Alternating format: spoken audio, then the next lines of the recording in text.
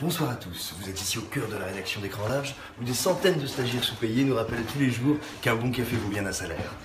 Le tout dans un respect scrupuleux de l'orthographe. Voilà, je ferme la porte. On est là ce soir pour causer de Dunkerque. Alors on vous en parle très rapidement, tout simplement parce que pour des raisons d'horaire, de pluviométrie et de canicule, on l'a vu très tardivement, on l'a vu ce matin, on a écrit donc dessus très vite et on avait envie de continuer un peu à causer avec vous du film et de Christopher Nolan, tout simplement parce qu'on sait que c'est un sujet qui nous intéresse tous, qui est souvent très clivant. Tout le monde aime au moins un film de Nolan, mais tout le monde n'aime pas le même et tout le monde n'aime pas le même pour les mêmes raisons.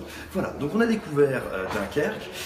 Dunkerque, qu'est-ce que c'est? C'est un film de guerre que le réalisateur décrit lui-même plutôt comme un survival, ce qui est assez vrai.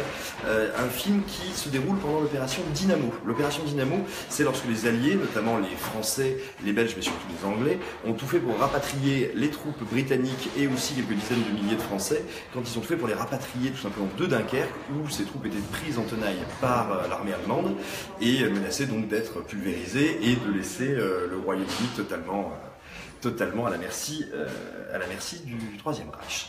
Donc, la particularité du film, parce qu'il y a toujours un concept chez Nolan, au-delà du film de guerre, sa particularité c'est qu'il se déroule via le regard de trois personnages à trois époques distinctes, enfin à trois moments distincts.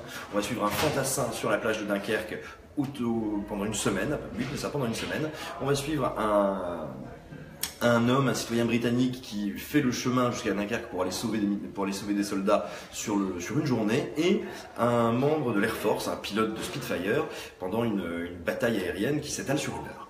Et donc ces trois lignes temporelles vont se superposer, s'emmêler, se répondre, et donc voilà, c'est ça, on va dire, le dispositif narratif de Dunkerque. Alors, tout simplement, pour tous ceux qui ont toujours beaucoup apprécié Christopher Nolan, bon bah, ne posez même pas la question, hein, vous pouvez y aller direct, courez, a priori vous allez passer un très bon moment.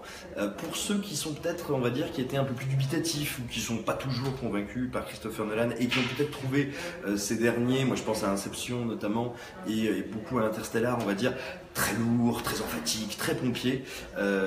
Moi ce que je vous recommande, c'est quand même vraiment de donner une chance au film parce que déjà il est beaucoup plus ramassé que les précédents, il dure, si ma mémoire est bonne, 1h47 générique compris, donc voilà, on n'est pas du tout dans cette espèce d'emphase complètement délirante qu'on a pu avoir sur les derniers, et c'est une très bonne chose.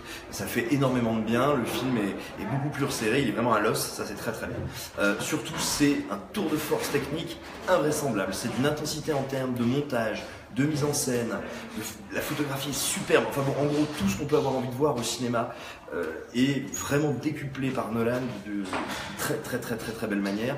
Évidemment on vous le recommande en 70 mm, en IMAX, voilà, le format le plus spectaculaire que vous pourrez trouver si c'est disponible vers chez vous, mais en tout cas voilà, c'est un film à voir au cinéma, évidemment c'est très impressionnant. Maintenant, ceci étant dit, et même si cette partie-là est absolument indiscutable et que ça fait un peu plaisir de voir un cinéaste à ce point-là, en pleine maîtrise de ses moyens, pouvoir nous offrir un blockbuster.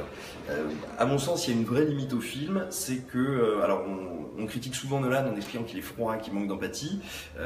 Disons que c'est pas ce film-là qui va réunir... qui va réconcilier les spectateurs, tout simplement parce qu'à mon sens c'est son grand problème. J'ai l'impression qu'il n'écrit pas ses personnages. Il y a trois personnages principaux, trois fonctions. Un qui est, on va dire, voilà, qui n'est absolument pas défini par le récit, qui est là pour être nos yeux et pour être notre on va dire, au cœur du dispositif émotionnel. Un qui est plus âgé, qui est là pour, en gros, faire la partie sermoneuse et un peu verbeuse qu'on retrouve toujours chez Nolan, même si là il a quand même levé le pied à ce niveau-là. Et enfin un troisième qui est Tom Hardy, l'aviateur, qui lui est là dans une fonction beaucoup plus, on va dire, mécanique, qui permet un petit peu de faire la ponctuation de ce récit.